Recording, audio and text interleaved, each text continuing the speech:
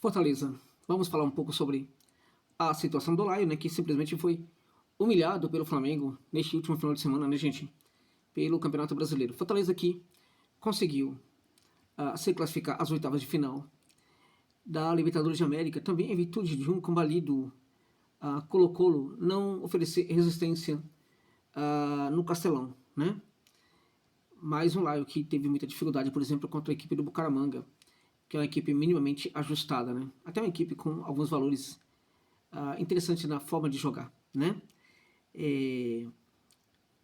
Comentar sobre o Fortaleza há um pouco à luz do que foi esse jogo contra o Flamengo, que foi um negócio assim realmente assustador, né? Então eu quero trazer para vocês aqui um pouco, repercutir um pouco essa matéria que saiu no Esporte do Povo, né? Que fala da questão do desempenho abaixo, né? E do questionamento que os jogadores fazem ao Voivoda. O que a gente está notando neste caso aí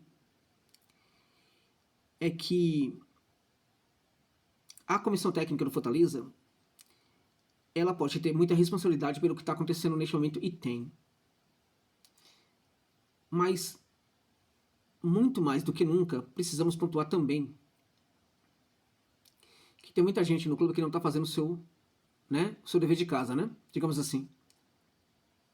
Principalmente o pessoal do departamento de futebol do Fortaleza Esporte Clube. Isto é talvez muito mais sério, tá? Do que os problemas causados pelo Juan Pablo Voivoda neste momento, porque não são poucos, tá? Também é importante a gente notar aqui a escalação de jogadores como Marinho e Zé Wellison, né?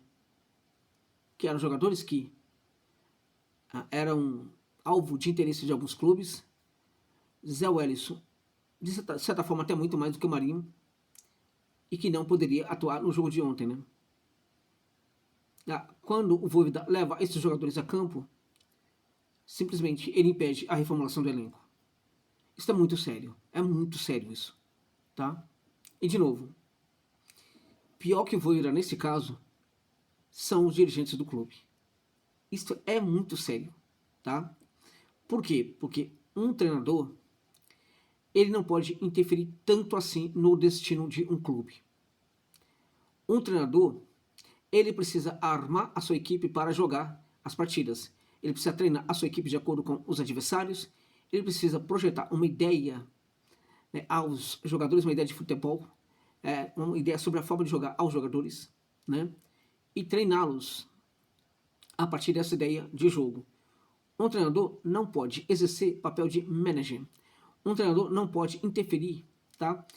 Em áreas importantes do clube, que são também áreas de interesse, né? E que, se o técnico atuar mal, pode gerar prejuízo também econômico para o clube. Foi precisamente o que o Juan Pablo fez ao escalar. Vamos lá, né? Vou colocar aqui a figura do Zé Wellison, até porque esse caso aí por exemplo, eu nem sabia do Marinho, foi relatado isso para mim agora à tarde, tá?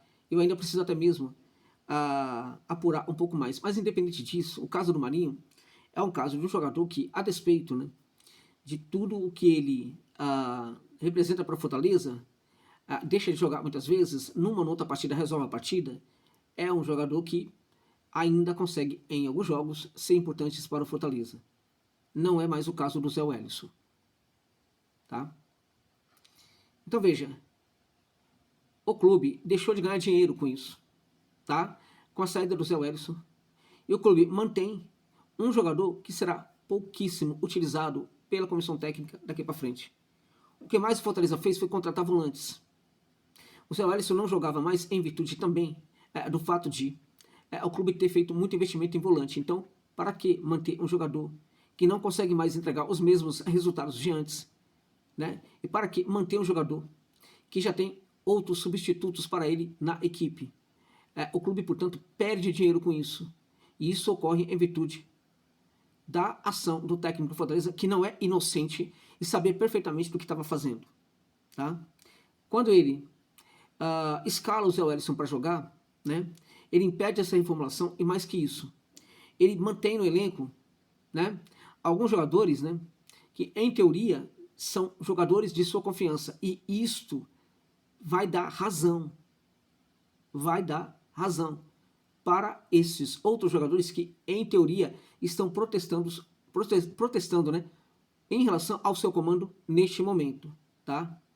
Então, o Voivoda não tem direito de fazer isso. Agora, pior que ele é o departamento de futebol do Lion, né, que não impediu o técnico de fazer a escalação desses jogadores. O departamento de futebol já deveria ter dado uma ordem para o técnico para que esses jogadores não fossem escalados, tá? Então, não dá para falar que o Voivoda é o único responsável por isso. O departamento de futebol do Fortaleza também é. E quando o departamento de futebol não atua, tá, em favor do interesse do clube, como foi o caso, também os profissionais que fazem parte desse departamento de futebol precisam ser questionados, tá? Quem é que tá lá? Precisa ser questionado, tá?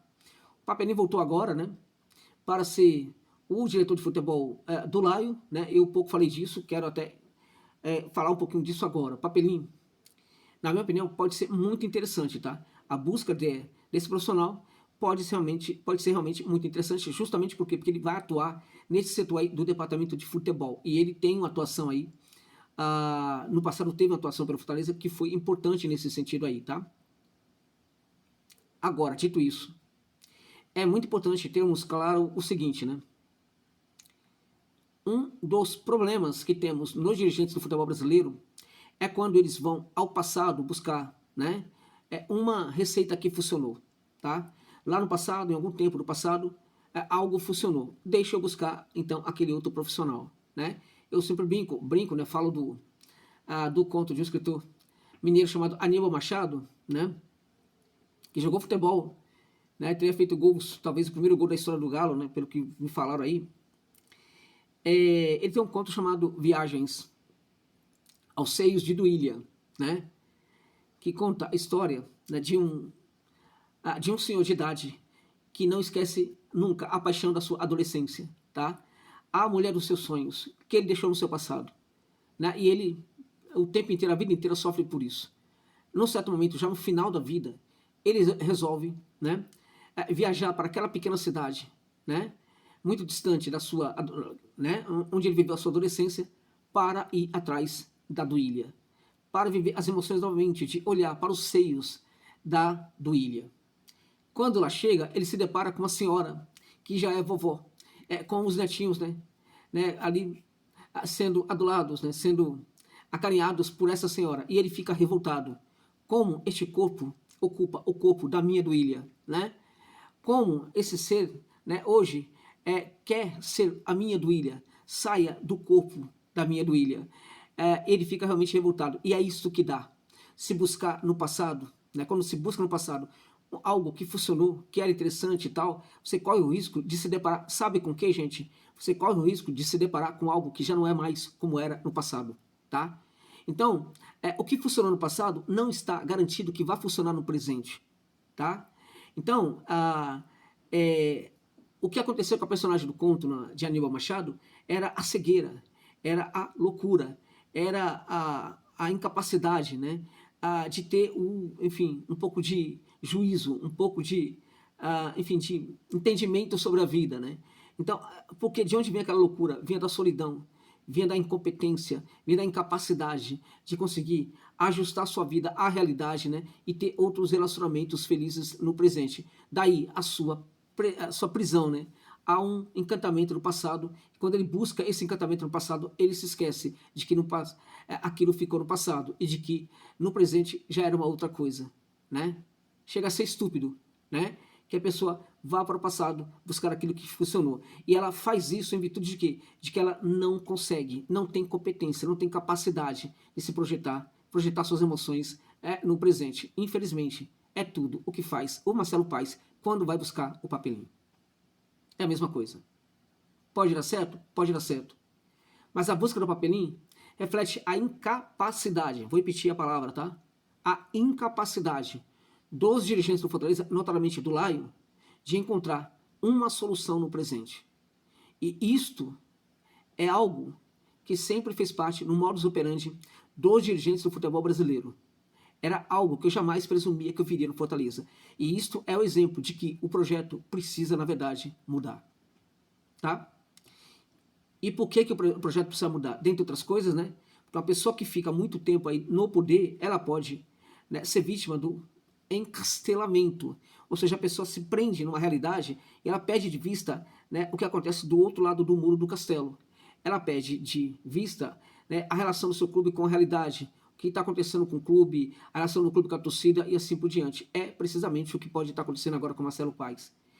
Para ser, né, muito importante para o Laio, e eu já falei disso em outro momento, ele precisava criar sucessores, né, e apoiar esses sucessores. No entanto, né, o seu maior sucessor, aquele que poderia continuar a dar conta do projeto, saiu pela porta dos fundos do Fortaleza Esporte Clube. Tá?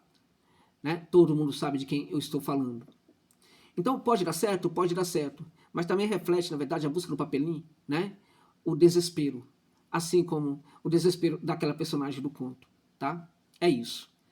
Gente, conforme apurado aí pelo Esporte do Povo, né, o desempenho abaixo do esperado também está relacionado a divergências internas que têm impactado o ambiente do PC, tá? Divergências internas, né? Pois bem, entre a comissão técnica e jogadores, é isso, tá? Parte do elenco tricolor demonstra insatisfação com o atual momento do clube, tá? Segundo fontes ouvidas pela reportagem do Esporte do Povo, né?